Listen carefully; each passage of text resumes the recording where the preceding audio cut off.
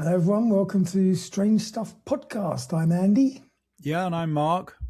And we are here giving you, I don't know if this is going to be an extra Patreon episode or a normal episode, so we'll just have to wait. Make your mind up. I've got to know how much effort to put into it, for God's sake. I want lots of effort because we've got a good story today, or two good stories, but we've got lots of good build-up as well. Hang on, I've just got to cancel some stuff here. What? Cancel your dinner with Peter Mandelson because he won't be available to attend, apparently. That is, the thing is that it just, however scandalous it is, it just becomes sort of normal, doesn't it? I mean, he was basically selling secrets to Jeffrey Epstein. Years after Epstein was convicted of, what do they call it? Trafficking, child prostitution or something. Yes, which just goes to show how deep this fucking shit is. It's the same as Fergie, who took her two young daughters out to lunch with Epstein the week after being released from prison for paedophile offences. Is that right? Yes. I mean, luckily, those two were not very attractive children, so they were probably quite safe. But I see what you mean.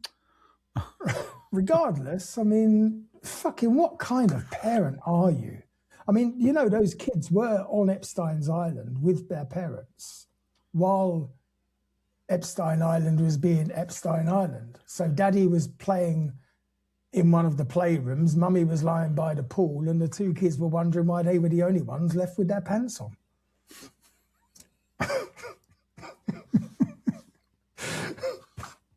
But obviously all of these people, in their arrogance, just never even considered that they would be brought to book about it.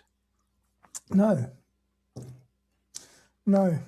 And in other news, the new documentary, Melania, has been released. No, it's good. Fuck off. It was released by Amazon. It was funded by Jeff Bezos. Right? And the story that I've read most is that basically this kind of documentary usually gets funded to the tune of about $10 million to make. 75. This one cost $40 million. Yeah. No one's entirely sure where the other 30 million disappeared to, but I've got a clue. And anyway, it's been released and it's already won the FIFA Oscar for Best Documentary. That's right, FIFA Oscar. But it has had some bad reviews, and I'd like to read a couple out. I walked out after 10 minutes. That was it, the sum total of the review. I walked out after 10 minutes. I'll come back to that one. The second review is worst night I've ever spent in a theatre. Abraham Lincoln. Did you know that the director of the movie appeared in the Epstein files? Well, so has everybody else, apparently. I was looking for my name. I mean, They dumped 3 million documents, apparently. Yeah, you mean the chances of your name not appearing are actually quite slim. Anyway, this fellow's being interviewed. I think it was on, one of the main news channels. And they said, well, what do you have to say about the fact that you're photographed with a young girl in your arms next to Epstein? I think it looks like they're on a very low-level sofa or bed. Epstein's got a young girl in his arms. And he said, this is just fake news. That girl was my fiancée. And the fella said, oh, congratulations, you're married. And he said, oh, well, no, we didn't actually get married. Well, how long were you engaged for? Not very long. What was this girl's name? Does she know that you were engaged to her? Oh, I'd prefer not to give her name. And basically started squirming. I mean, it was just, Sorry, back to my reviews. I walked out of the cinema after 10 minutes. Stephen Hawking. You idiot. I forgot his name. It completely left me. That poor fellow's gone now, hasn't he, Stephen Hawkins? Yeah, he's rolled off this mortal coil. Yeah. His wife was torturing him, wasn't she? Don't be ridiculous. No, Well, she was was. his nurse. No, yeah, but she sat him in the garden and left him unattended for hours, just because she hated him so much. It's a thing. She literally abused him. What do you mean? It's a thing? No, It's not true. a thing. It's true. Is there a punchline? Give me the signal. No, it's internet true anyway. She was apparently really evil to him. But I mean, what you is? can understand it, the frustration of living with someone who starts off fairly able-bodied but ends up being completely dependent on you. Probably does fuck some people up. Again, you're just talking bollocks. Bollocks. She was his nurse. His wife? Yeah. Yes, but that wasn't the career she chose. What That was the career that was decided for her. She was a nurse, became his carer, and then his wife. No. Not according to the Netflix fucking docu-series that I watched where they met in fucking school or something. No, I don't think so. They met at university.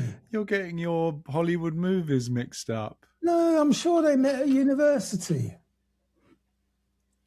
Yeah. Alexa, where did Stephen Hawking meet his wife? I'm not quite sure how to help you with that. Alexa doesn't know either. No, exactly. Who would? Who would know? We'll have to ask Melania. Don't tell me you've actually watched. What could be interesting about a documentary from a smuggled child to an orange fat fucker?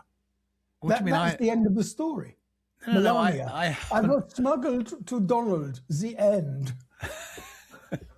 I mean, it's not like she had a successful career at anything. Well, we've touched on this before, the depth of hypocrisy, the fact that she was, in fact, an illegal immigrant on the basis that she wasn't Einstein, shouldn't have qualified for the thing, and then her parents came across as well, again, without justification. And ICE have not removed them, and I want to know why. Good. Join the queue, Andy. Join the queue. Now, what else? Oh, yes. And the one that I find most obnoxious of the Trump sycophants is that fellow, I think his name is Lutzik or something. There's so many of them. But the reason I find him so irritating is firstly because originally he was English, so there's no excuse. And he got caught out. He's been interviewed several times where he's categorically stated that he had no contact with Epstein after his conviction, never spoke to him, disgusting individual. And then in the latest release, oh, when can the wife and the kids come to visit the island? Literally, he was taking his family to Epstein Island like it was Disney World. It's free entry if you bring your own kid, isn't it? What do you mean? It's like a swingers like party where you just get in for free if you bring a woman. Yeah, I mean, basically, it's like an entry ticket, isn't it? It's a token. Actually. But hey, I don't make the rules. I'm just telling you the way it was on Epstein fucking Island. It's like Michael Jackson's Neverland. If you want to ride all the rides, bring your own kid. Terrible. And you know, it's what amazes me is the Clinton, who are being interviewed, by the way. They've accepted they need to be interviewed finally after, I don't know whether they actually failed to show up on a subpoena or they've been challenging the subpoena. Anyway, all of this talk from the right-wing nutters, the MAGA nutters, that Hillary was a child eater. Do you remember that? That she was a child eating ring. I still believe it. Maybe you do. But all it is they're literally describing their own mates. Pizzagate was real. What the hell was Pizzagate? Don't you remember this thing about Pizzagate? That was Andrew, you idiot. No. It When was he said he took his girls to Pizza Land. No, they said there was a pizza parlor somewhere near the White House that had a basement, and in the basement, these kids were being Fed. murdered. It was a thing, but the Pizzagate thing is real because some of the documents that have been released, some of the Epstein files, there's a lot of emails that basically say, looking forward to the pizza party, or do you want to come to a pizza party? And it's like all these pizza parties, and you think, fuck off, no one has a pizza party as a grown-up. And you think this was child eating? It's code for something, and it's not good, because if you're using code, it means it's fucking wrong, disgusting, or illegal. Well, Elon Musk's emails to Epstein, there was no code. Yeah, but when are you having the wildest party? Bring on the girls. Yeah, but Elon Musk is a special case, isn't he? He's a fucking class A moron. Unfortunately not. That's one thing he's not. He's a moron. So that's going on. Epstein files, 3 million. But the thing is, they're so inept. You know, they release these documents. One of them, they've got this 15-year-old girl in a sworn affidavit saying that Trump participated in some illegal sex act with another child. And then 3 hours later, it's withdrawn. But by then, people have already downloaded it. So they have copies of the document. Yeah, and this is the problem with the internet. By the time everything gets released, digested and deleted, you just don't know anymore what's real and what's not. And it is another way of just smoke screening the whole thing. What was this thing? I've read documents about people on a yacht witnessing these women being raped and fucking babies murdered, and George Bush sucking the intestines out of a baby's belly. And it's in the documents, according to it's like part of the documents. But, you know, how real is it? It's a statement given by someone that's included in the fucking documents that have been released. Yeah, but in this case, it was a statement by one of the known victims. But, it's the thing is, it's corroborated by the commenters as well, because someone's saying, what a load of bullshit, stop posting all this fake shit. And other people beneath it have said, no, it's there if you know where to look. And they show you where to look in the DOJ website, or the DOJ website. Until they get removed. Yes, because then it comes up, this document does not exist. But, I mean, if half of the stuff that I've read is actually in those documents, why are these people not all being rounded up and cattle prodded into the fucking cells? Well, this is what's most incredible. So I don't know how many documents were released last time. I think it was about 1 million. No. That was this time, 3 million. Last time it was 1 million or something. Those are the ones that are heavily redacted. So you got 4 million documents on file with the FBI. And how many people have been prosecuted? None. Well, actually 2. Epstein and Maxwell. Maxwell, he's laying, yeah. But 4 million documents and 2 people have been prosecuted. And only one person in prison, and it's a woman. It's just, you know, what were they wasting their time on? When Kash Patel says there is no evidence of anybody else being involved, why were they wasting their time with 4 million documents?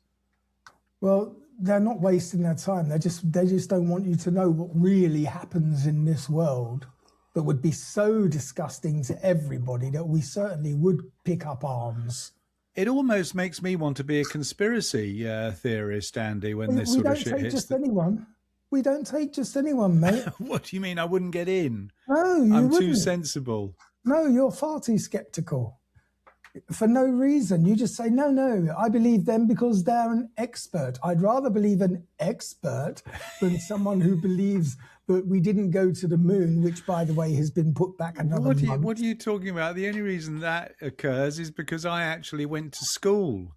I actually know what the scientific method involves. Oh, you went to the propaganda induction machine that they call education. Well, it was a Catholic school, so so did you, actually. You went to a Catholic school as well. You can't get much more indoctrinated than a Catholic school. Did you hear that they've set the moon launch back another month? Oh, have they? Yeah, no surprise. Because of weather? No. They discovered a leak. Yeah, it's a bit nippy out. No, they discovered a leak. Yeah, do you know what? This bugs the shit out of me. You remember when was it the Challenger that exploded due to one of the rubber seals or gaskets or something that went brittle in the cold weather? An O-ring. And like 50 years later, they're using the same fucking rubber rings. Have we really learned nothing in 50 years? Have we not advanced even a little bit? I don't think it's quite that simple, Andy. Oh, I think it's very much that fucking simple. You think they had some spare parts lying in the... Why haven't they got battery-powered rockets now? We've got battery-powered everything else. Why not rechargeable rockets? Answer that one if you can, Mr. What do you mean? We do have rechargeable rockets. Amazingly, actually, Elon Musk has produced those. Elon Musk can't produce anything except bollocks. One thing that, funny enough, Alex said quite some time ago, I said, why is it that Elon Musk is able to develop his systems so quickly as compared to NASA, who has so much more history and experience in space? And Alex said, look at the burnout rate of SpaceX staff. And I thought, well, that's a bit weird. What does he mean? He literally works them into the ground. And I saw a statistic the other day. I can't remember the numbers, but SpaceX, the average time that you last at SpaceX is like 8 months. And then you leave because it's just impossible to work there because they drive, they expect 20 hours a day. And if your kids are dying, you still stay at work, sort of thing. Well, that's American work ethic anyway. Well, it's not an ethic. You can't describe something that's like why I did that. Tragedy, scandal, work scandal. Yeah. Oh. Anyway, so I don't think we can get too much more out of the Epstein. I'm going to have to start reading them.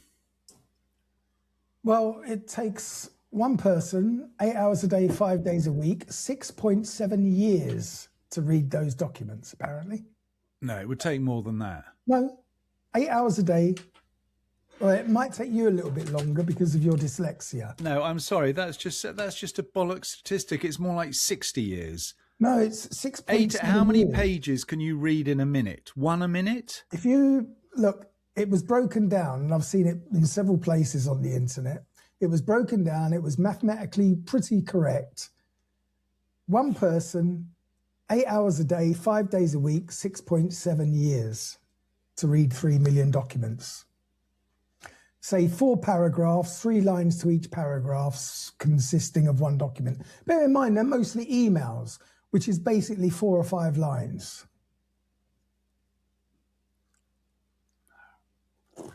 No, Andy. You don't need to read the sender's name and address or the recipient's name and address. It's 125,000 documents a year. Yeah. 3 million. Divide that by 300.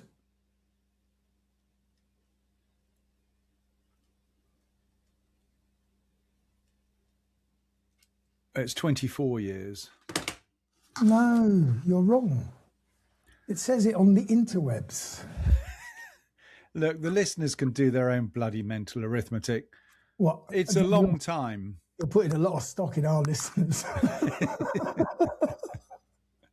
That always annoys me, these stupid maths problems that they pose on the on Facebook feeds and all that the sort of thing. ambiguous ones where 2 answers can be correct. Well, it's not ambiguous. It's just that whether you know that you have to multiply before you add and subtract, or you divide after multiplication.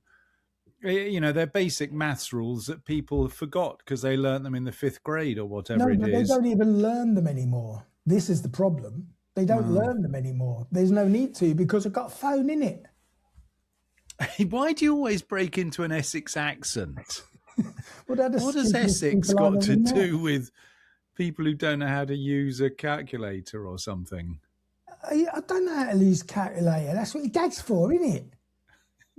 That's what my dad's for. Yeah, he uses a calculator. Are you implying video that Hannah answer. doesn't know how to use a calculator? Who? Hannah? I'm sure she Hannah does. is your daughter, so you're her dad. Yeah, but she's not from Essex, and I'm not exactly a fucking idiot. Not exactly a fucking idiot, I'm as far no. from an idiot as you are from an intellectual. Oh, dear. In spite of everything, I reckon, do you know what your IQ was? What do you mean what it was? I'm still here. No, but I'm still here, but my IQ has deteriorated dramatically since I was working. I'm probably down to triple digits now. Yeah. Yeah. Yeah, about 100. Fuck off. No, I'm no. Did you ever actually measure your IQ when you were alive? No, not when I was alive. I didn't see any point. Besides, I don't need any outside influences to tell me what I know. I know fucking everything. Well, I used to think I knew everything, but now I know I do. Yes, exactly. What's the most important, The what's the highest- most irritating type of person? Those that claim they know everything to those of us who do. Yes. The highest IQ recorded, or living highest IQ 221. No, it's 200 I think it was 243. The lady in... And then you go down to number 10, and it's like 207. It's quite a steep drop. No. Yeah. I can't imagine there's 10 people alive with an IQ over 200. I think there are. Mensa is 140. That's for genius level, is it? No, I think 160 is genius, 140 is Mensa. Neither of which I got to, so I was never invited to join. Why? I mean, who would want to be a member of that club where there's a good chance that everyone else in the room is actually smarter than you? Yes. You wouldn't want to play cards with them, would you? Anybody fancy a game of brag? Nope. It's like that. Oh, anyway, whatever. Yeah.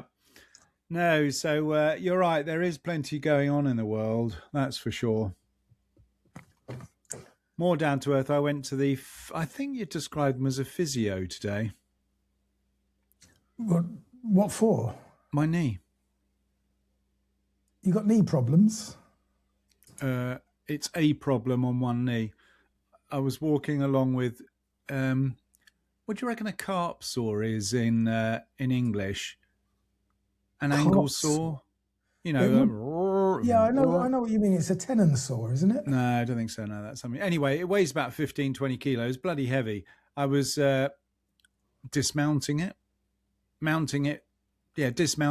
the bench, and I fell over, and this bloody saw landed on the side of my knee. Ooh. This is in the end of November. This is bad practice, though. I mean, you shouldn't be solo in a workshop when you're moving shit about like that. Yeah, but I wasn't using it. I was literally just moving it. That's when it happens. Well, clearly, that's what happened to me. Anyway, it's been 2.5 months, and the bloody thing is still frigging painful. You've got fluid on the knee. That's what it is. No, it isn't. I've had it checked out. I was there this morning. You don't have to tell me. Did they drain it, the experts? There's no draining involved. I didn't understand the word he described. It's basically when you bash a bone, it takes a long time to heal, and it begins with P.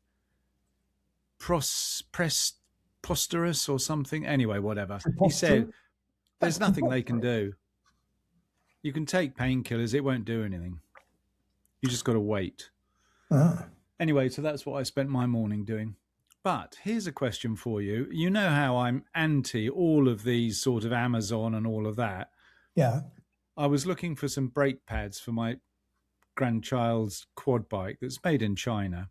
So I used Temu. Temu.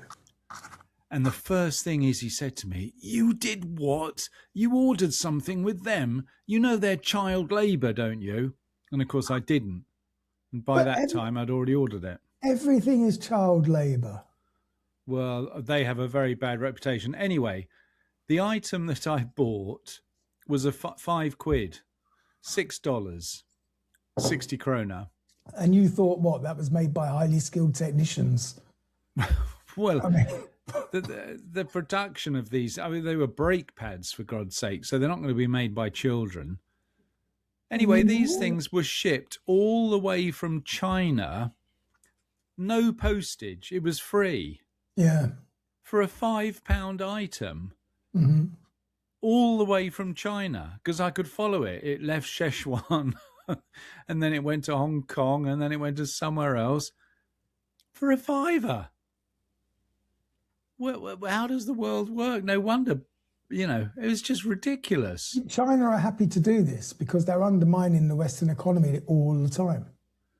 Well, yeah, but the thing is, they're very successful at it because these things aren't available anywhere else. Yeah, because I can't buy them Swedish made. They just don't exist. You can't compete because if they were Swedish made, there would be 3,500 crowns. Probably. But I say, in a way, good on China. We've had economic growth, fantastic unemployment records for the last God knows how many decades, and we've been buying from China. What's the problem? Well, it's not a problem. The only problem is America's threatened by them. Oh no, you're right. Of course, they're a possibly bigger superpower than what we are. No, quite literally. I mean, if the American people actually think that they're going to be steelworks popping up all over the place in America, they must be more stupid than I already think they are. I'm sorry to our American listeners because you are our main source of listen. What? And, yes, we have more American listeners than any other demographic. Why don't you tell me these things before I start ranting about them? They hate you already, so it doesn't matter. You mean you should see my mailbox. It's like overflowing with Mark hate. Yeah. Well, it's good you don't show it to me. Yeah, I'll read you one out. Great show, Andy. Get rid of that piece of shit.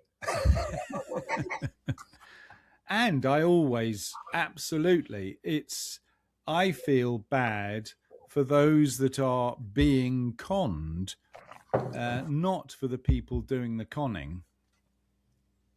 No, I mean... So the general public in the States is unfortunate. If they watch Fox News, what the hell are they going to expect? I've had some great times in America. I've had some great holidays in America. There are certain places I would love to live in America under different circumstances. Where would you move to? Would you move to California? Oh, no, I would be a Florida man, for sure. What, with all the pensioners? Yeah, absolutely. What, trying to steal their money? Pickings. Well, it'd be like con man's heaven. And this is how you see yourself, some sort of William Tell, or what's that fellow from Forest of Green? I would have my name in so many... Robin Hood. I would have my name mentioned in so many wills in Florida. But even the governor would phone me up and say, "Tell us his tricks, man. Tell us your secret." I think the problem, Andy, is that the competition's pretty maxed out in Florida in terms of will participants. Yeah, but I've got the English accent, don't you know? Good point. Good point. It's just you don't have a face to match. You've got a Telly Savalas face with a Prince Andrew voice, which is not a great combo. I don't sound like Prince Andrew. What are you talking about? Maybe my AI copied sounds a little bit Prince Andrew. He was a bit squeaky, I have to say. And you kept, I say you kept sort of doing with your fingers because you can't quite sure what to do with them. No, but the thing is, it learns, and you have to do more of it so that it gets more natural. You can teach it how you use your arms when you talk. But when you do this thing, they don't actually take a video of your body, God help it. Yeah, they do the upper half of my body. Oh, they do? Yeah. Oh, Yeah, I can right. map the whole thing. And do you get to design your own costume? To an extent, I tell it what I want to be wearing and it gives me options. Really? Yeah. One amazing thing, and it probably proves how sad I am, I do not go to porn sites, but on Facebook today, I got something about make your AI girlfriend. Oh, that's been going for years. Oh, all right. Well, I've only just got mine. My last, Is it any good? My last relationship. Your last yeah, exactly. I was going to say, how many AI girlfriends have you had? I can't remember if it was Facebook or Instagram. I can't remember. Anyway, it looked pretty good. She looked very pretty. Do you know, the sad thing about us going to be dead soon is that we're going to miss out on, like, when they actually come out with the realistic human touch AI girlfriend that actually gets delivered to your door and walks out of the box to say hello to you. Yeah, I think we're a little bit off that. And you'd have to be good at speaking Chinese as well, because that's definitely... As long as they can understand, make me a sandwich. The international language of love. It needs no words. Oh. It's not far off, is it? Westworld is not far off, actually. And if anybody doesn't know what Westworld is, it was a 1970s movie. Yes, with Yul Brynner. But they remade it as well. Did they? Yeah, they did. I don't think I've ever seen it. Into a TV series. It was right. A TV series. I don't know if it was Netflix or Prime or maybe even HBO or something. Oh, there was one. Oh, yes, there was one more recently. Mechamina, with the Swedish girl, the Swedish actress who was playing the lead role. That's a great movie. Oh, what's her name? She was Tomb Raider. Lara Croft. No, that's the character's name. Yeah, but so many girls have played Lara Croft. No, two, actually. Angelina Jolie and this Swedish girl. Mm. I'll check it out. Now, what did I just say that she was in, that I know she was in? Tomb Raider. Something Mechanica. Exactly. Hang on, I'll go. Anyway, carry on. Well, listen, because we're half an hour in, so Alicia Vikander. So if I go into that, I don't know that name at all. You sure? What? You're joking. You don't know who that girl is? I'm sure I would recognise her, but you'd have to hold it in front of the camera. No, not even from that. Really? All right. Anyway, carry on. So, sorry, have you got a subject, or are you just hoping we rant on? You've always been a bit more of a fangirl with the actresses than me. I don't care what their name is. I care what they look like, half naked. Yeah, but I'm not bothered. I want. My taste is more basic. Basic is the right word. Anyway, I have got a subject. Is it a good one, or is it an excuse one? It's a fantastic subject, and it's about time. I know something about time. Do you?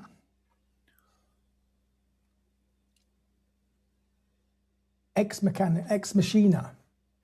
That's it. It's a good movie. You want to watch it. 7.7 on the Internet Movie Database. I've probably seen it, and I don't care about the rating. Well, you should do. Saves a lot of time. Saves a lot of wasted time. I prefer to make up my own mind rather than listen to the experts who've rated it on IMDb. I don't want to be rude, Andy, but that's obviously where you've been going wrong your whole life, listening to what you think as opposed to other people. Oh, okay. Well, now let me do the build-up to my lovely story, my first story. Go for it. There are some stories that sit at the crossroads of science, faith, and conspiracy. Science, faith, stories conspiracy. So strange that even deciding whether or not they're true feels like a test of belief. And this is one of those stories.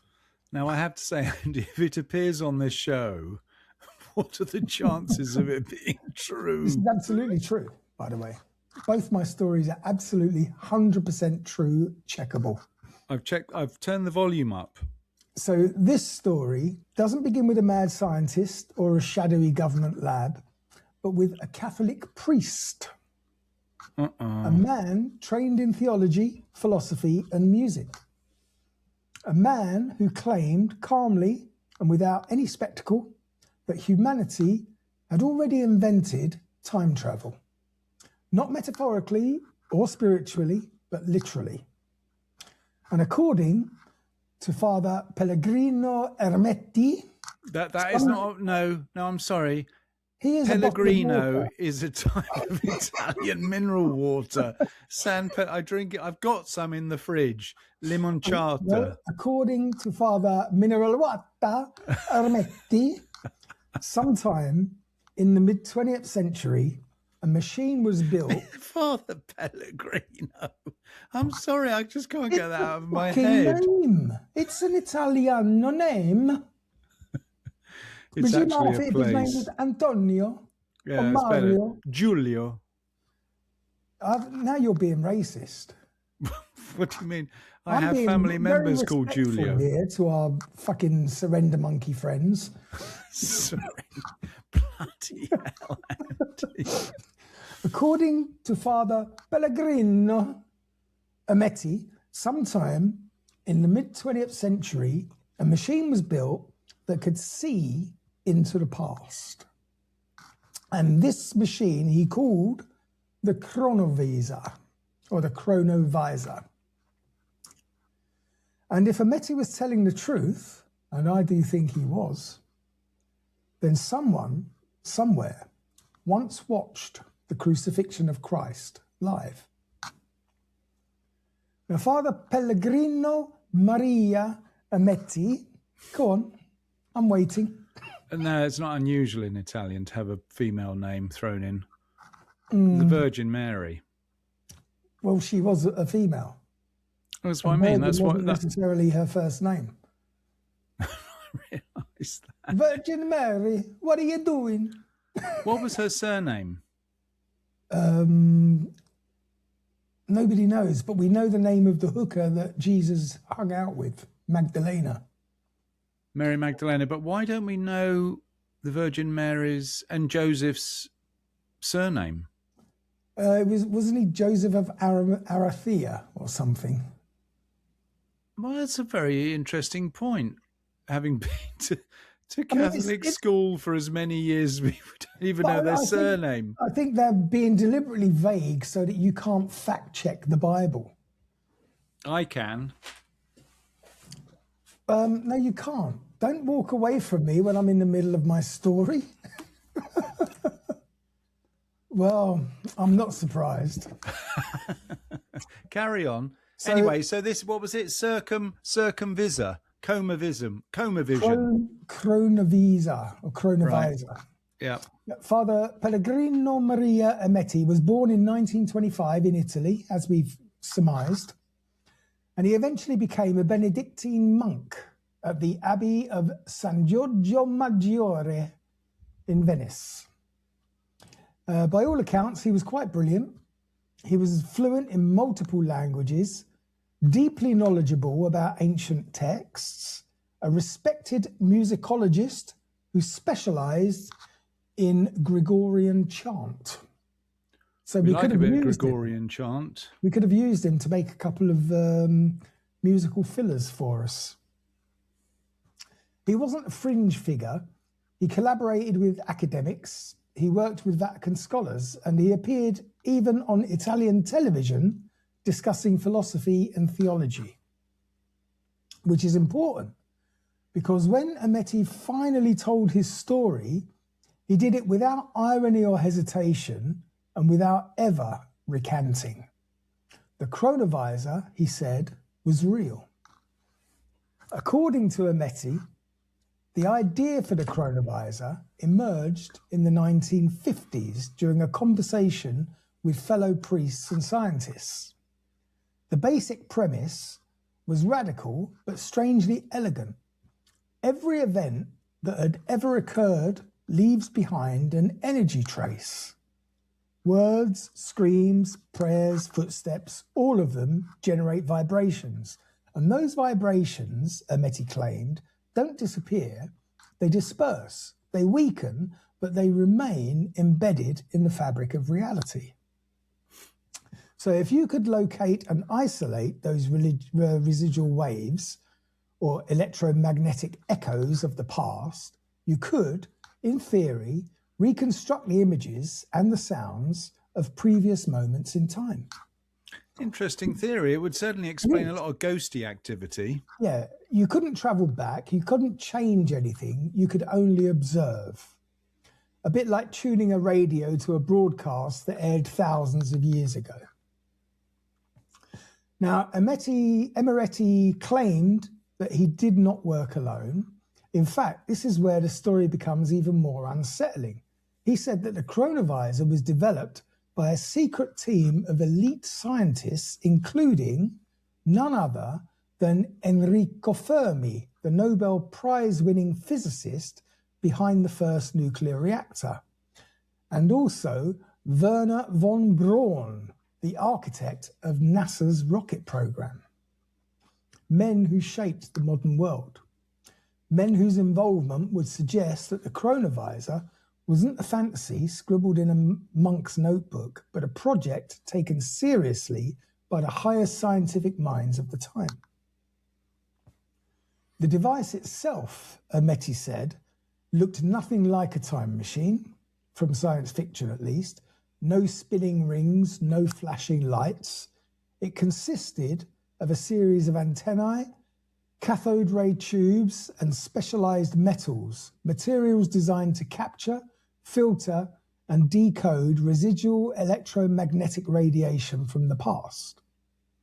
The user would input a specific time and location, and the machine would lock on to the corresponding energy patterns, and then it would display the past.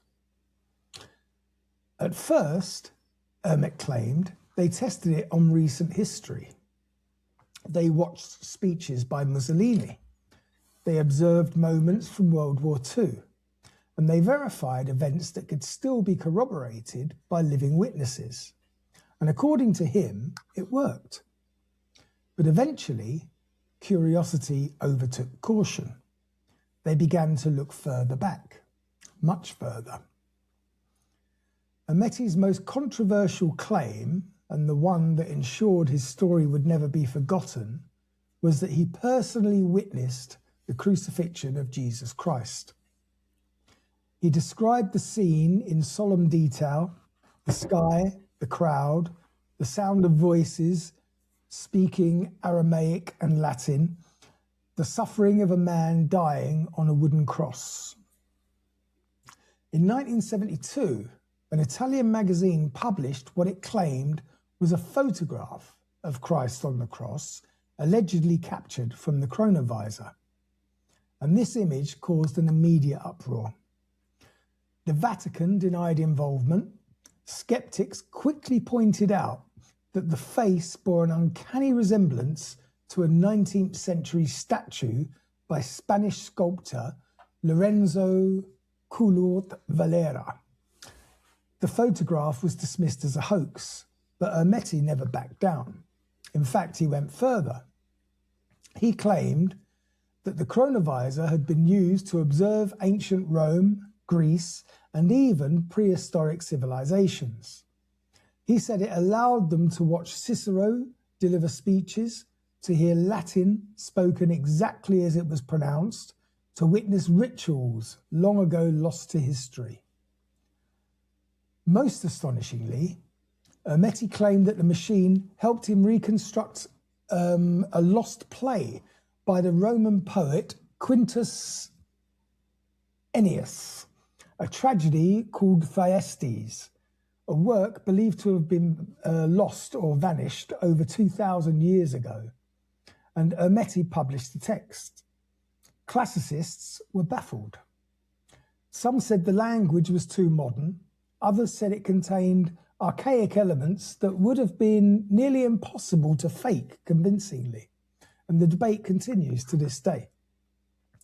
But if the chronovisor was real and it truly worked, then why had the world never heard of it again? Now, that's exactly what I was... 2 questions. How would you calibrate such a machine, and why doesn't it still exist? Well, Hermeti has the answers for you. Oh, dear. He said that the device was dismantled, destroyed, and the parts hidden, not because it failed, but because it succeeded far too well. But who made it? I told you the names of the scientists involved. So why can't it be reconstructed? You can remanufacture parts, can't you? No. Probably everyone had their own job. It's like building a rocket ship. If you're working on the cockpit, you've got nothing to do with the engines. Someone is responsible for one part. And how do you dial in which date you want to go to? Look, don't get bogged down in nonsense details while I'm trying to give you nonsense scientific detail. According to Hermeti, the chronovisor, as it was, posed an existential threat to humanity because it could be used for blackmail, espionage, and manipulation. Every crime could be revisited, every secret exposed. Every private moment would turn into evidence. History itself could be surveilled. Governments, he claimed, quickly realized that such a device could destabilize civilization. Religious authorities feared that it would undermine their faiths. Political leaders feared it would just erase plausible deniability. So a decision was made. The chronovisor would never be rebuilt. His components were divided and hidden across different countries. His plans sealed away, possibly within the Vatican archives. And we've done a podcast about the Vatican archives. No, we haven't. Yes, we have. The biggest secret library in the world. We have. And I know. I was joking. You should listen to our podcast. Yes. Hermeti insisted he was forbidden from revealing technical details under threat of severe consequences. And coming from a pope, you know that's going to be pretty fucking severe. Yeah. And yet, he spoke anyway. Skeptics argue that Hermeti's story collapses under scrutiny. There's no physical evidence of the chronovisor that has... I keep thinking coronavirus every time I see the word. It's why I keep stumbling over it. But hang on a second, there was. He produced a photograph of Christ's crucifixion. No physical evidence of the chronovisor has ever surfaced. No documents, no blueprints, no corroborating testimony from either Fermi or von Braun, both of whom died without ever mentioning the project. Physicists point out that while information can persist in the universe, isolating and reconstructing it with that level of precision would probably require technology far beyond what existed in the 1950s and very likely beyond what exists today. Others suggest Hermeti may have believed his own theory without ever building a functioning device, or that the entire story was an elaborate philosophical metaphor, a meditation on memory, time, and divine omniscience. But there are problems with those explanations as well. Hermeti gained nothing from his claims. He didn't sell any patents, he didn't found a cult, and he didn't seek fame. After the controversy, he withdrew from public discussion and returned to monastic life. He refused any interviews and he refused to elaborate. Until his death in 1994, he maintained that the chronovisor had existed and that it was far too dangerous for humanity. He never recanted, he didn't make any confessions, and he never winked at anybody to suggest it was a joke. It was just stoic silence. Which leaves us with quite an uncomfortable question. What if he was telling the truth? What if the past isn't gone, just out of reach. Modern physics already entertains strange ideas about information conservation, holographic universes, space-time as a malleable structure rather than a fixed stage. Some theorists suggest that the universe itself may record everything that happens within it.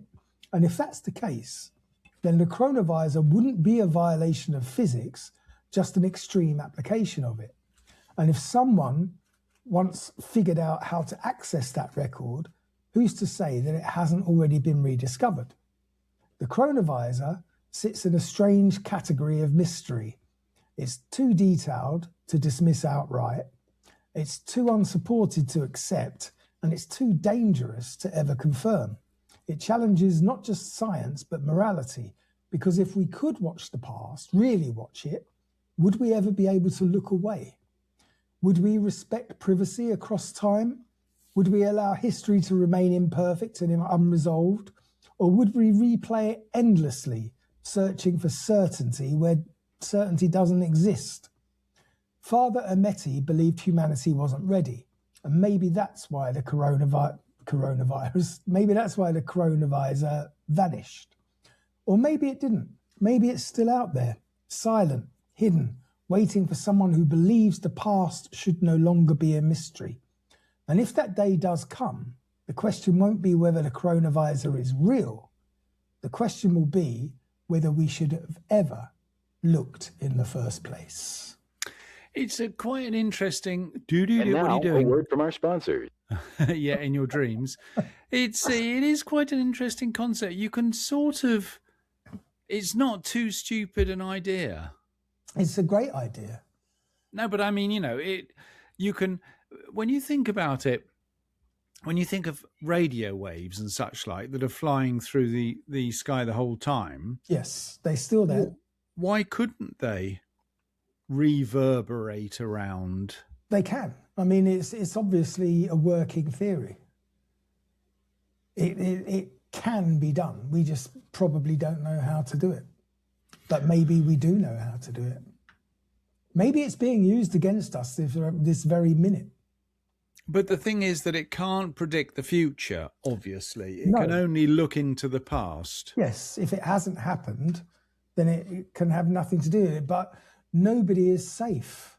If somebody has a device that can basically map your whole life and everything you've ever done, then the world as we know it is finished.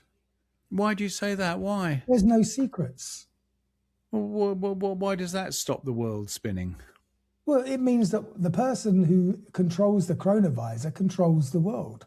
No. Yeah, it does, because if you're in a position of power, I'm going to blackmail the fuck out of you because I can guarantee you with my chronovisor, I've got shit on you.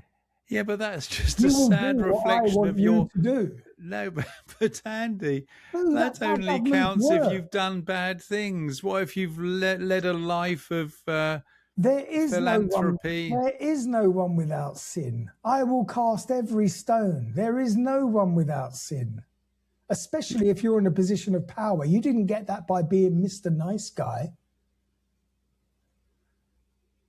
Are you telling me that Donald Trump was just a nice guy who happened to deserve being president? Putin is a nice guy who deserves to be president? Donald Trump is a perfect example of a despicable individual who came to power. But that doesn't mean all people who came to power are despicable. Mother Teresa? Yeah, well, actually, even she's a little bit questionable. A little bit. She was fucking the devil. I think that's a bit strong. Bit. She was the devil in a dress, and it wasn't Prada. I'm just trying to think of an example of... All right, here's... sorry for the American viewers, and this may be a bit of a far reach. Barack Obama. Well, I'm not even going to go down that road. That's a rabbit hole and a half. But I don't think any dirt has ever surfaced about Barack Obama. Or his husband.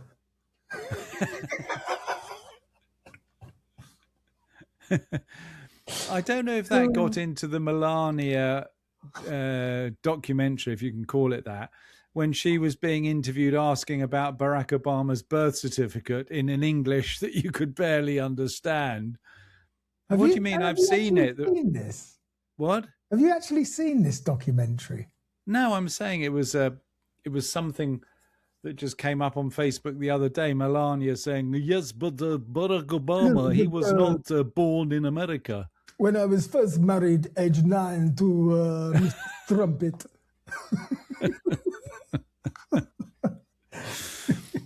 Yeah, so there's an example. He got to power without being mad, a megalomaniac. I mean, there's a man who was awarded the Nobel Peace Prize within days of becoming president, when allegedly you have to be nominated the year before to actually get the Peace Prize. Yeah, but the nominees How were does thin. that fucking work? Yeah, the nominees were a bit thin on the ground that year. No, but you can't have it the same year. You're nominated 12 months in advance. Now, what do you know about the process of selecting nominees for the Nobel Prize? It was the news that Donald Trump couldn't win it because this time last year he wasn't even president. And you have to be nominated a year in advance. Look, don't fucking shoot the messenger. Yes, you need to sometimes. If the carrier pigeon is carrying rabies, you shoot it regardless. Don't blame the player. Blame the game. Anyway, I think it's an interesting concept. It's sort of in the realms of that there are trace elements of everything that's happened in the past floating around. The only thing is, the absurd thing is that, of course, how much do you think of 2,000 years ago is still floating around? If it was last Wednesday, the signals are pretty fresh. But Christ's crucifixion 2,026 years ago is a little bit extreme, I would say. I'm fairly certain that with the right equipment, with the right radio telescope, you can still pick up BBC broadcasts from the 20s. I wonder if you can. Absolutely. Because they obviously, did they go out into space? Yeah, they sent them out into space. No, but do they get into space? We don't know because we've never been into space. So how would we know? It would be good, actually, if suddenly... Clearly, they've set the Orion mission back a month because, as I forewarned, the bloke at Mission Control was on his period and he wasn't having no fucking launch today. So you managed to be inaccurate and misogynistic in the same paragraph. Well, that's not misogynistic. I said he was a bloke. And he was a bloke. you mentioned... Yeah, exactly. The bloke who runs Mission Control, because I told you there was the astronaut, the gay astronaut, the black astronaut, the lady astronaut, and there was the midget, cripple, mental who was driving the SNS or whatever it's called. SMS, what's that? The Space Launch System, the SLS. And there was the trans bloke running Mission Control. We all had to hope that he wouldn't be on his period that day. And he was. That's why it's been set back a month. So they wouldn't have set it back a month, would they? Well, they would. They would have set it back 3 weeks. Because otherwise he'd be on his period in a month's time that's again. Trans math for you. That's trans maths. In a month when I'm off my period, when I'm not on my rag anymore, when the painters have gone home, when Little Red Riding Hood's not in the forest. It's amazing how you can sound so innocently amusing and yet be so offensive at the same time. It's a knack you have, Andy. It's a skill that's been honed over 60 years. Yeah, exactly. I was going to say, how anyway, did it... on with the show, because we're basically at the end of our hour, but I'm not giving up. Well, what do you mean? You've told us the story. I told you there were 2 stories. Of San Pellegrino. I've told you there were 2 stories. We had the Italian mineral water, and now we have the mysterious disappearance of Mike Markham. This is very famous. There are some stories that feel like urban legends the moment you hear them. Stories that sound too strange and a bit too cinematic. Too perfectly tailored to the internet age to be actually true. And when you start pulling on the threads, you realize that something is there. something documented, something witnessed, and something unresolved. And this is one of those stories. It's the story of a man named Mike Markham. He was a self-taught inventor from rural Missouri, a man fascinated with electricity, physics, and time. And, according to persistent accounts, a man who vanished, possibly during an experiment involving a homemade time machine. Which involved explosives. Now, the last part of that story alone is enough to set off alarm bells, because time machines don't exist. At least, not in any verified, peer-reviewed, Nobel Prize-winning sense of the word. And yet, Mike Markham is a real person. His name appears in local news archives and his court records exist. People who knew him have spoken publicly, and the fact of his disappearance, however it happened, has never been fully explained. So, we're not here to prove that time travel is real, and we're not here to endorse the wider corners of the internet, but what we are here to do is something more grounded and in some ways a little bit more unsettling. And we're here to reconstruct what we actually know. Who Mike Markham was, what he was building, what went wrong, and why, decades later, his story still refuses to settle into a clean, comfortable explanation. Because sometimes the mystery isn't that something impossible happened. Sometimes the mystery is how an ordinary person can disappear into the cracks between rumour, record keeping, and even time itself. How poetic. It's all fake news. It's phony stuff. It didn't happen. Mike Markham was born in 1968. So he's younger than us and smarter. Yep, How does that clearly. make you feel? He's done more with his life than we have. When you look at the kids today who are born, they're younger than us, and we look at them and we think, you stupid, ignorant little cunt. But now here's one who's actually smarter than us. Well, he's not that much. I'm 58, for God's sake. He grew up mostly in rural Missouri, primarily around the town of St. Joseph. By most accounts, he was intelligent, curious, and intensely hands-on. Not academically trained in physics or engineering, but deeply motivated to learn on his own terms. Much like yourself in mechanics, I guess. Yeah, literally. Yeah, so you two would have probably been mates. Yeah, we could have been, me and Mike. Except that you're an introverted fucking nerd, and he was probably quite a fun guy to hang around Certainly with. not a nerd. Don't have a brain for it. People who knew him described him as someone who loved to tinker. He took things apart, he built devices, and he was especially interested in electricity, high voltage systems, transformers, and the way energy could be stored, redirected, and amplified. This wasn't unusual in itself. Rural America has always produced a certain kind of backyard inventor. People who might not have had access to formal labs or advanced education, but who compensate with ingenuity, persistence, and a willingness to experiment, which is how we had all the stills running during Prohibition.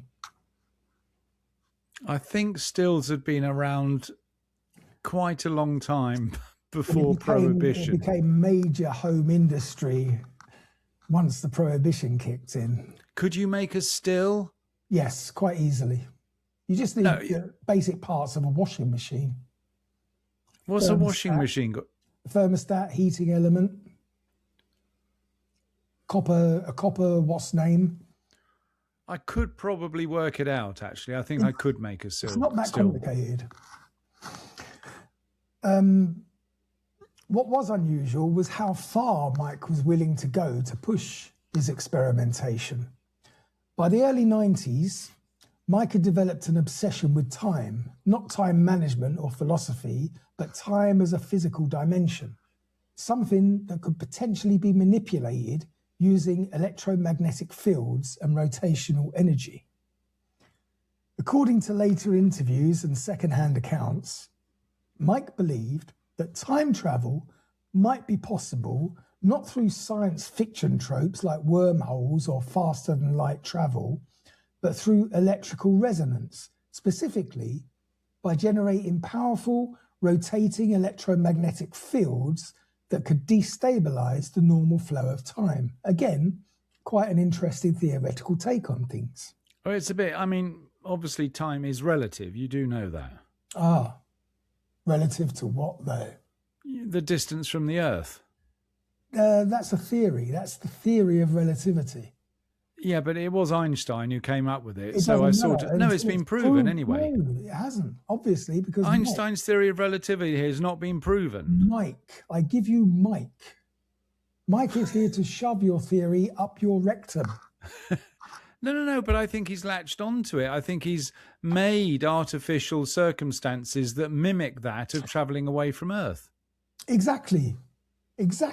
By rotating the electromagnetic fields. Yeah. It stabilizes the normal flow of time. I'm on top of this. I'm on top of it. I agree. Are you with me? Are you with me? He's heading in the right direction.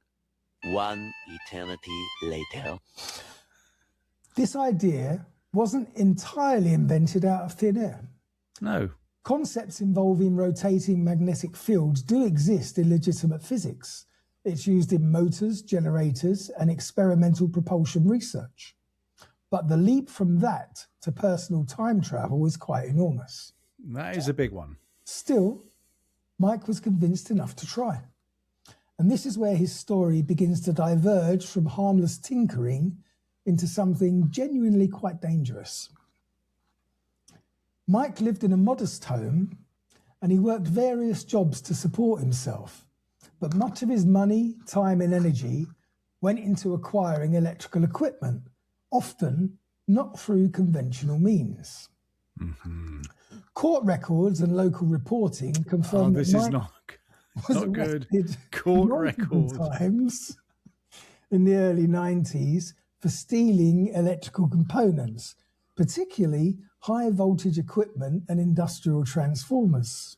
What, from power stations? Do you think he was going into the local power station? Well, these weren't petty thefts. Transformers of the type that he was after are heavy, specialized, and potentially lethal if mishandled.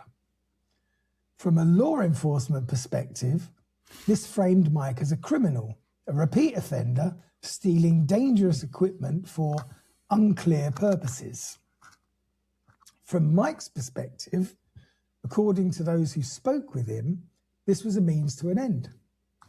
He couldn't afford the components that he believed he needed, but he felt that his work was important enough to justify the risk. And this pattern culminated in 1995 when Mike was arrested and sentenced to prison for stealing transformers, and he was sent to the Western Missouri Correctional Center. At this point, if the story ended here, Mike Markham would just be a footnote, a cautionary tale about obsession, bad judgment, and the consequences of crime. But it doesn't end here, because after his release from prison, accounts vary on the exact date. I found 6 or 7 different fucking examples. Mike returned to his experiments. And according to multiple independent retellings, this is when something went very wrong. The core event that fuels the mystery surrounding Mike Markham is an experiment reportedly conducted in the mid to late 90s after his release. And the story goes like this. Mike constructed a large device in his garage. At its center was a chair or a platform surrounded by a ring of high voltage electrical components, coils, transformers, and rotating magnetic elements. The setup was designed to generate an intense electromagnetic field around a seated subject. That subject was to be Mike himself. Sounds like a bit of an MRI machine. Possibly. According to the most commonly repeated version, except MRIs were powered by nuclear fucking fission. Don't be ridiculous. Of course, MRI in MRIs their are hospitals. nuclear powered, mate. magnetic radiation resonance comes from? imagery. Where do you think your radiation comes from? They plug it into the bloody wall, you idiot. Well, you've got radiation in your plug holes. There's Yeah, no radiation got in radiation. MRI. Magnetic resonance, you idiot. You believe in that hype again? Oh. Radiation. According to the most commonly repeated version, Mike activated the device while seated inside it, and witnesses, often described as friends or associates, were present in the garage. When the machine powered on, the air reportedly began to shimmer. Electrical effects intensified, and then, in a moment that has become legendary in online retellings, Mike disappeared. He didn't die, he didn't get electrocuted, he just disappeared. Well, if he disappeared, how do you know he didn't die? He might have been spread across the There universe was in no molecular body, level. No body, no remains, no immediate explanation. And it's important to slow down here before you start going off. This account doesn't come from police reports, and it doesn't come from peer-reviewed documentation. It comes from a web of personal anecdotes, early internet forum posts, and interviews conducted years after the fact, which means that we have to treat it with caution. But here's the thing. Despite the lack of formal documentation, the story has remained remarkably consistent across decades and across platforms. Details shift, language changes, but the core elements stay the same. A homemade machine, an experiment, witnesses, and a disappearance that can't be explained. And that consistency is what keeps this story alive. One of the most credible aspects of his story is not the disappearance itself, but the aftermath. Because if Mike had simply died in an accident, there would be records. If he had been seriously injured, hospitalized, or killed, there would be paperwork, death certificates, or emergency calls. But no such documentation has ever surfaced. At the same time, Mike didn't simply continue his life openly. There's no confirmed sightings, no verified interviews, no re-emergencies under his own name, which leaves us with a few possibilities, all of them uncomfortable in their own different ways. So, sorry, this guy was in his 30s, wasn't he? Yes, 30s, early 90s, 40s. Yeah. All right. One possibility is that the story is exaggerated, that he survived an accident and chose to disappear, and the more sensational elements are added later. Another is that he died in an unreported or poorly documented incident, and the narrative filled the gaps with speculation. And yes, there is the possibility, however remote, that something genuinely anomalous occurred. But before we explore those explanations, we need to understand something critical. Mike Markham wasn't operating in a vacuum.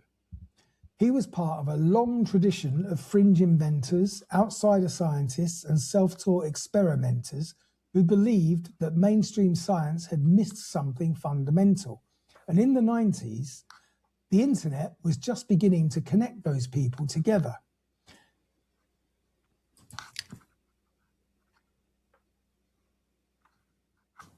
And? Oh no, you got to type something, do you? I'm just moving on to the next part of my narrative.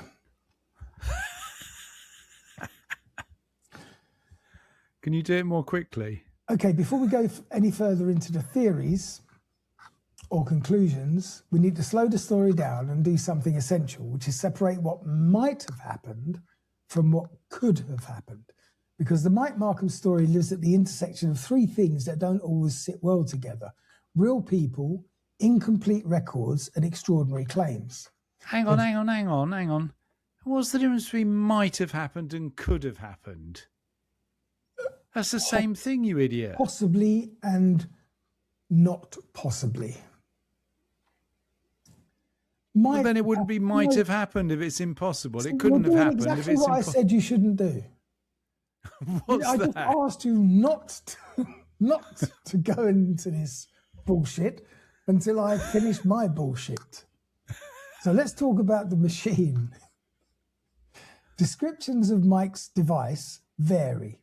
but the components appear consistently across all accounts. At the centre was a chair or a seat, something a human could sit in. Around that were arranged coils, transformers and wiring designed to generate high voltage electrical currents.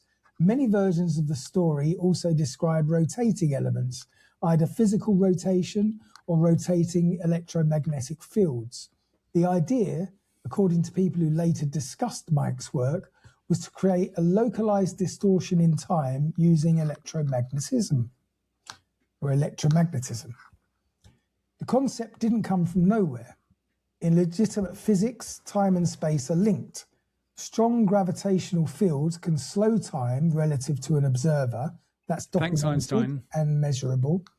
Electromagnetic fields, meanwhile, are fundamental forces that can influence charged particles and energy transfer.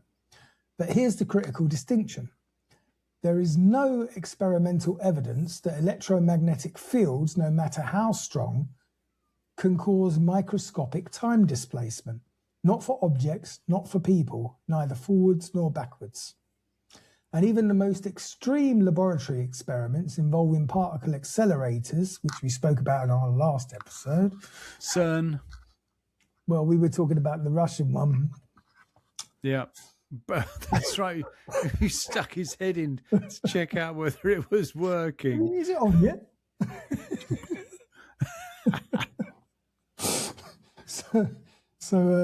Yeah, particle accelerators and magnetic fields operate on scales that dwarf anything that a lone individual could reconstruct in a garage. But that doesn't mean that Mike didn't believe otherwise. According to these accounts, Mike was deeply convinced that mainstream science was overlooking key interactions between electricity, rotation, and time. He reportedly studied patents, fringe physics texts, and speculative research papers. And he wasn't alone in this. There's always been a subculture of inventors who believe that breakthroughs are being ignored or suppressed. Why? But belief is not the same as feasibility. Well, you say why, but we all know that breakthroughs are repressed. We know that there is a better way of generating free energy. We know that there's a better car engine out there that doesn't run on petrol. We know that these things exist. We can be sure that cures for cancer exist, but we will never see them because there's no money in a cure. There's only money in treatment. No, I completely agree with the sort of the basic premise of that. But what time travel? Why is that not something that people make money out of? Lots of money. See into the future. Look at the past. One person could make it pay. If more than one person has it, it's war. What? You can't allow that technology to go out. Why? We'd all be jumping backwards and forwards, changing history willy-nilly. You can't change history. How do you know? Well, because history is history, but if by definition. Well, it's history on this timeline. But if I go back, shag me grandmother, all hell breaks loose. No. My grandfather would kick my ass. Yeah, you're right. Your granddad might have something to say about it. And why you'd want to. I never met her, but... I never met her. So it's possible that it could happen accidentally. You never met your grandmum? No. On which side? On my mum's side. I never met either of her parents. And I only Sorry, your grandparents on your mum's side died before you were born? Either that or they had no contact. Or soon after you were born. And I only ever met my mother, my grandmother on my father's side, once. I suppose that's not... Yeah, in fact, funny enough, I say that. I met my grandfather on my mother's side once, and my grandmother loads of times, and on the other side, I never met him. He died before I was born. Anyway, sorry to distract you from your story. Yeah, so we're back to being suppressed. But belief isn't the same as feasibility. And this is where the story takes on a more grounded and probably a more troubling tone. High voltage electrical systems are fucking dangerous, extremely dangerous. Transformers can store and release lethal amounts of energy. Improper grounding, insulation failure, or unexpected arcing can kill instantly. And electrical accidents don't always leave dramatic signs. Sometimes they leave confusion, fire damage, or nothing at all. No, but hang on. They leave a frazzled body. They don't disappear things. So when I hear you say, describe Mike's garage experiment as producing shimmering air or intense effects, there are plausible explanations. Ionized air can glow. Electrical discharge can create visual distortions. Ozone can alter smell and perception. Extreme electrical activity can overwhelm human senses. None of this requires time travel. And yet, so hang on a second. So are you saying he didn't disappear? People just got the idea he disappeared because of the electromagnetic effects? That's not what I'm saying at all. I'm not even finished. Where's the body? Where's my body? Where's my body? And yet, according to the story, there were witnesses. And this is one of the most persistent and challenging aspects of the Mike Markham case. Multiple retellings insist that Mike wasn't alone, that there was at least one other person who saw the experiment begin and saw Mike vanish. However, no witness has ever come forward publicly with a verifiable on-the-record statement. No names, no sworn testimony, and no interviews with major media outlets. Yeah, I rest my case. Instead, we have layers of attribution, a friend, an associate, or someone who was there. From an investigative standpoint, that's quite important. Eyewitness testimony is powerful, but only when it can be examined and cross-examined. Anonymous witnesses, filtered through years of retelling, are not evidence their claims. And yet, the absence of named witnesses doesn't automatically mean that the story is false. It may mean that those involved don't want the attention, they don't trust the authorities, or they don't want to be associated with something potentially illegal or embarrassing. Or it could mean that the witnesses were misinterpreting what they saw, which leads us to the internet. The Mike Markham story didn't become widely known in the 90s through newspapers or television. It spread quietly and then explosively through online forums, message boards, and early websites dedicated to unexplained phenomena. By the early 2000s, Markham's name began appearing in discussions about time travel, missing persons, and fringe science. And the story was shared and reshared, often without any new information, just repetition. And this is important because repetition creates legitimacy. When people encounter the same story in multiple places, they assume it's been verified somewhere else, even if it hasn't. So over time, the story becomes known, even if its original sources fade into obscurity. And in Markham's case, many retellings cite each other. One forum post references another. A blog cites a message board. A YouTube video quotes a blog. The result is a circular narrative, one that feels well documented, but is actually built on very few primary sources. But that doesn't mean that Mike didn't disappear. It means we need to be extremely careful about how we interpret why. One of the most telling details in Markham's story is how rarely prison is mentioned in the more sensational retellings. Mike was incarcerated. That's not speculation, that's documented. He served time for stealing electrical equipment. And incarceration disrupts lives in profound ways. People lose jobs, housing, relationships. Some choose to start over afterwards, sometimes under new names and sometimes far from where they began. It's entirely possible that Mike Markham didn't vanish during an experiment at all. It's possible he just left. But if that's the case, why the story? Why would multiple people independently describe a dramatic disappearance involving a machine? One explanation is that something did go wrong, just not in a science fiction sense.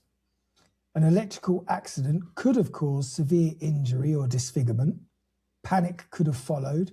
Evidence could have been destroyed, either intentionally or unintentionally. And people involved may have chosen silence over scrutiny. And in the absence of clear answers, speculation will fill the vacuum. Another explanation is simply myth-making. Mike was known among certain circles as someone who was obsessed with time travel. If he later became unreachable, moved away, changed identity, or died quietly, the story of him succeeding in his experiment might have been more appealing than the truth. So it transforms failure into legend. And legends are sticky. But here's where things get a bit more complicated. Despite years of interest, no conclusive record has ever surfaced showing Mike Markham's death. No obituary that can be definitely linked, no grave, no confirmed later life documentation. At the same time, there's no proof he's alive either.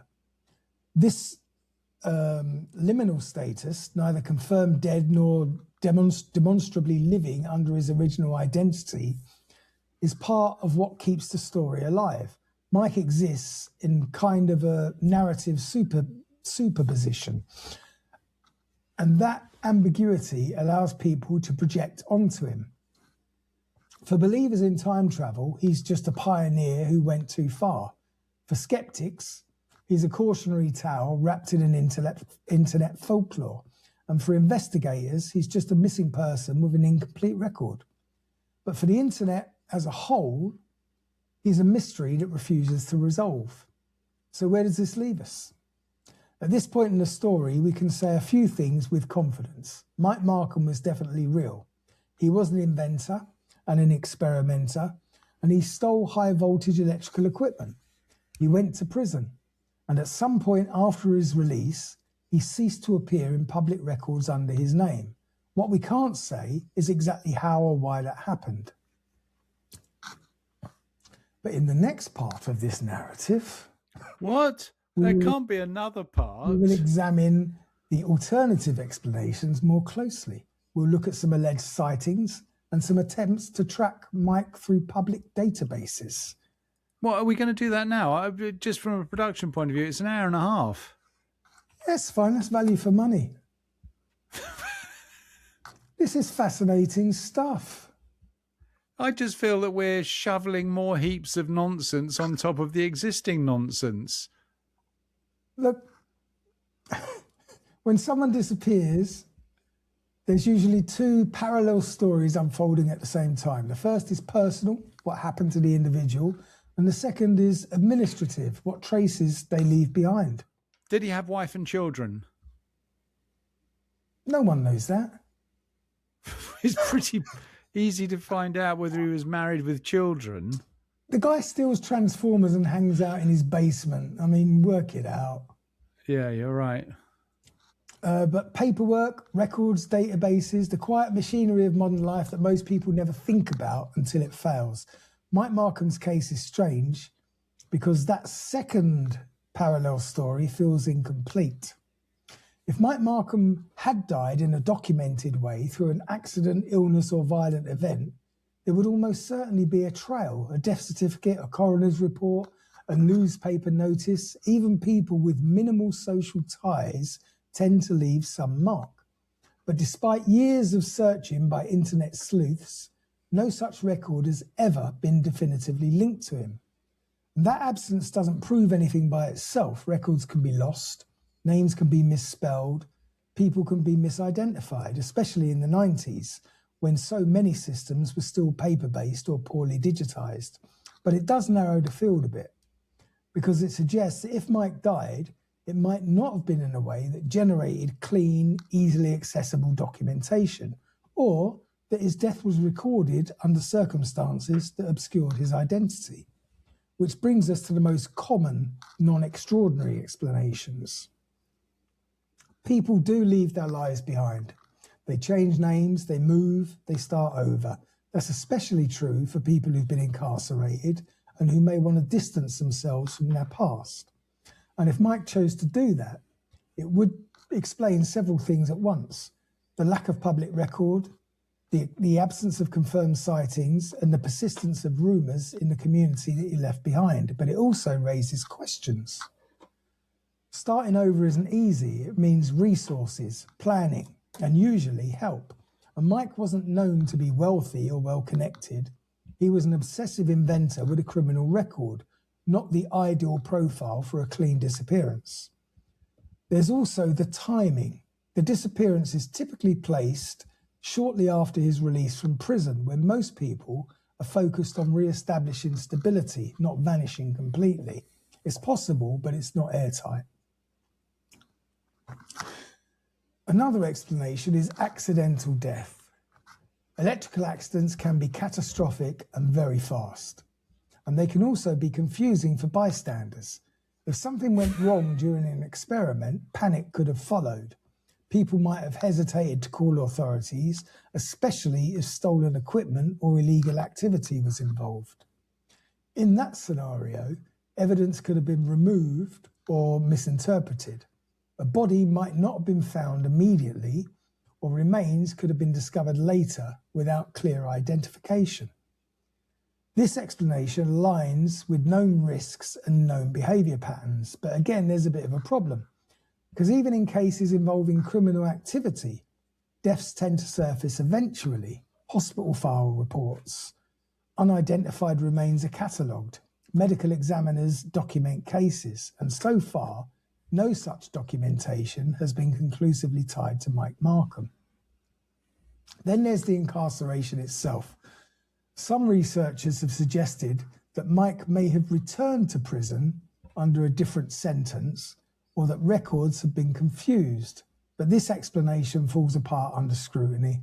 Incarceration generates extensive paperwork, court appearances, sentencing records, prison intake documents. Even if names change slightly, dates of birth and other identifiers usually align. And again, no such records have been found, which leaves us with something less concrete, but perhaps more revealing: silence. One of the most striking aspects of the Mike Markham story is how few people from his real life have spoken publicly. There are no family interviews, no childhood friends stepping forward to clarify what happened, and no former employers offering timelines. And that silence can be interpreted in many ways. It could indicate a desire for privacy. Families of missing or controversial figures often avoid attention, especially when internet speculation becomes invasive or bizarre. It could also indicate that there simply isn't much to say, that Mike just drifted away quietly and the people who knew him moved on. But silence creates a vacuum, and into that vacuum will always rush theories. By the mid-2000s, Mike Markham's story had become a staple of online discussions about time travel. He was cited alongside other alleged chrononauts, fictional or otherwise. His name became shorthand for the idea that someone had tried and succeeded to escape their timeline. And in these retellings, the lack of evidence wasn't a flaw, it was proof. If he really travelled through time, the logic went, why would there be records? That kind of reasoning is seductive, but it's deeply flawed. It treats absence as confirmation rather than uncertainty. And yet, it persists because it satisfies a human need for a narrative closure. A clean explanation, no matter how likely or unlikely, feels better than ambiguity. But real investigations don't work that way. Real investigations end, and more often than not, with answered questions. There is also the unanswered questions. Sorry, unanswered questions. For God's sake, it's pretty critical. I understand that. My eyes are dying here, 2 hours worth of reading going on. There's also the possibility, rarely discussed in sensational versions, that Mike Markham's story has been conflated with others. The internet isn't a careful archivist. Stories merge and details bleed across cases. One inventor's experiment becomes another's disappearance, and over time, a composite figure emerges. So it's possible that some elements attributed to Mike happened to someone else entirely and were later folded into his narrative because the themes matched. And this would explain inconsistencies in dates, locations, and descriptions of the machine. It wouldn't require deception, just the slow distortion that comes with the retelling. So at this stage, none of the conventional explanations fully resolve the mystery. Each one accounts for some aspect of the story. So what you're saying is dangling. The internet invents circumstances which it can't substantiate. They put forward any number of hypotheses that all have enormous great big holes in them. And then the conclusion is it's all a bloody internet invention from the first place. They don't know where the bloody head is and where the tail of the story is. It's no different from your governing fucking Labour Party or your Democrats or your Republicans. No, but at least something's grounded in reality. This could be the most logical explanation is it's a complete invention. No, it's not of the internet. Invention. It's not. I told you that everything about this man is provable up to and including his disappearance. He was born. And he went to prison for stealing electrical bollocks. And he was witnessed disappearing in his by an unknown person in his time machine in his garage. So for you to, in your research to corroborate the story, did you try and contact his family and friends in Utah? I have spoken, and this is what he told me. Try again. One eternity later. Sorry. This is what he told me. I can't believe it. Can you prove that? I mean, isn't it that is what is amazing about this story is that you do a search on Google, he comes up straight away, and yet there's nothing remarkable about it at all. So how many people go missing in America? Off the top of my head, hundreds of thousands. 500,000 a year. Thank you. So you could, next time, why don't you just randomly pick up some missing person and create a story around it, that he was abducted by aliens who in fact had invented a time machine that they came to give us.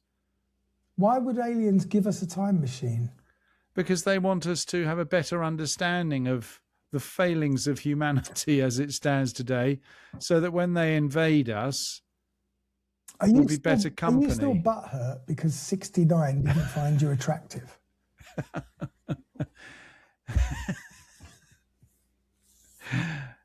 She can be my new... We're going back to the beginning of the story. Can you send me 69 so she can be my new AI girlfriend? For context, please look at our Facebook page to see that 69 is our alien friend, and Mark isn't asking me for some kind of... She wasn't an alien. What? Was she? Of course she was an alien. She had green skin, for God's sake, with silver eyes. Oh, I didn't notice that bit. What were you looking at? Fucking perv.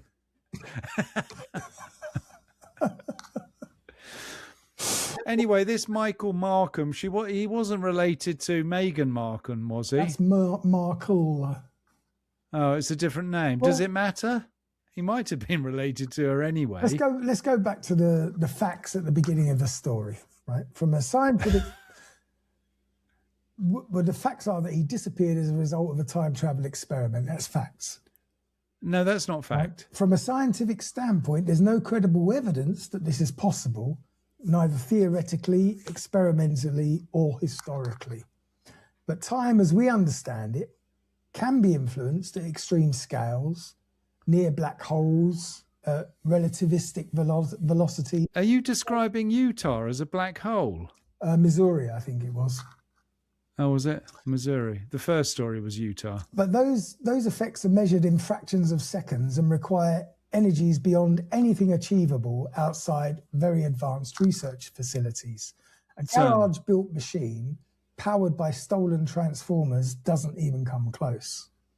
And that matters because investigative responsibility means resisting the urge to let mystery override method. But dismissing time travel as an explanation doesn't mean dismissing Mike Markham's story entirely. In fact, doing so may help us see it more clearly.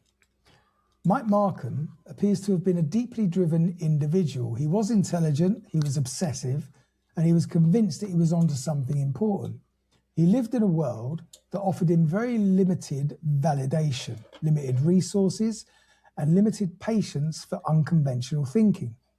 He stole equipment, he went to prison, he returned to his work anyway. And that pattern suggests not delusion, but fixation. And fixation itself can be dangerous. It can lead people to overestimate their understanding, underestimate risk, and push past reasonable limits, especially when working alone with their source, without peer review, without safeguards, and without oversight. If Mike disappeared because of an accident, the tragedy isn't that he failed to bend time, it's that he was isolated enough to try. So what can we say with honesty? We can say... Yeah, I think that's the end of the show. We can say that What can we say with honesty? We can say that Mike Markham was a real person whose life intersected with risk, obsession, and consequence. We can say that he stopped appearing in public records under his own name. We can say that the story of his disappearance has been shaped more by rumour than documentation. And we can say that time travel is the least likely explanation, not because it's boring, but because it's unsupported. What we can't say is exactly how his story ended, and maybe that's the point. In the end, the mystery of Mike Markham isn't a doorway to another timeline. It's a reflection of how modern myths are born, not through lies or absence of truth, but through gaps in knowledge that gets filled with meaning. And until something concrete changes, until a record surfaces or a sighting is confirmed or a voice speaks from the silence, Mike Markham will remain where he's always been, not lost in time, just unresolved. So what you're saying is, after an hour and 41 minutes about time travel, the conclusion is the least likely explanation for Michael Markham is time travel. According to your internet sleuths. But it's very difficult for a man to just vanish off the face of the earth. I don't think it is, actually. Who was Lord Lucan? Lord Lucan. Lord Lucan. Yeah, but he had resources. He could afford to vanish off the face of the earth. What do you mean he walked into the sea and left his wife fronts on the beach? Yes, but he had money. When you've got generational wealth, it isn't just in your pockets, you know. He might have discovered something, sold the patent, and just moved to Jamaica to have a fun time for the rest of his life. We're talking about Mike Markham now. Yeah, not Lord Lucan. Yeah. Did they ever find him? Lord Lucan? No, there's still sightings going on to this day. Even You must be though getting on a bit now. 130. Maybe he suffered a bit of time travel anxiety. Anyway. So, sorry, just to remind me, so the second person we talked about was Mike Markham. Yes. Who was the first person? That was the priest, Father Pellegrino. Pellegrino, that's right. And the Chronovisor. Yeah, the coronavirus. I preferred the Chronovisor, actually. I mean, it's a story with more substance, but I do like the complete disappearance of Mike Markham, because somewhere he could be sitting laughing at us, watching us through his Chronovisor, listening to this episode and thinking, I could fucking teach you a thing or two. Yeah, maybe you're going to get a call. Maybe you're going to get a call. Hang on, there's a cat. Yeah, it's okay. He's just... No, it's not. Have you seen what he's done to your armchair? I know, and now you can see how he's done it. All right, mate, what are you doing up there? I'm surprised cats don't scratch your head. Why? They know I feed them. They love me. I'm your mate, aren't I? Hey, I'm your matey boy. He's my boy. Yeah. He loves He's gonna. Yeah, but it's still loving can be scratchy occasionally. No, they never Anyway, scratch. so that was time travel, was it? Well, that was today's. We're not finished with time travel by a long shot. We'll be doing more episodes in the future on time travel. There's a surprising amount of time travel out there. Yeah, well, let's hope it's more Pellegrino than Marcum. Oh. Oh.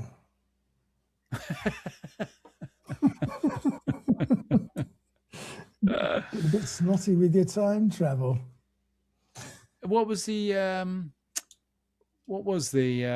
famous story made into films? H.G. Wells, the time. H.G. Wells, thank you. Yeah, the Time Machine. Yeah, yeah, that was a good movie, There was even though it was also, made in the 50s. There was also Journey to the Centre of the Earth. Wasn't that a time machine as well? No, Are you sure? I don't think that had time involved, did it? I don't know.